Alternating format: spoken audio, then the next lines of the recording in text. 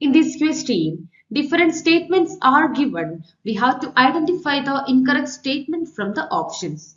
In the first statement, it is given that PET thrice and ASPH thrice as ligands can form d-pi bonds with transition metals.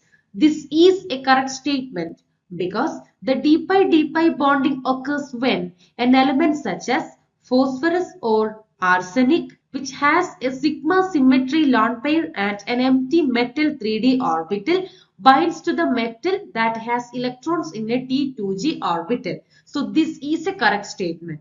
And the second statement is given as the nitrogen-nitrogen single bond is as strong as that of the phosphorus-phosphorus single bond. This is the wrong statement. The reason is the nitrogen-nitrogen single bond is weaker than that of the phosphorus-phosphorus single bond because high inter-electronic repulsion of the non-bonding electrons is the reason for this one.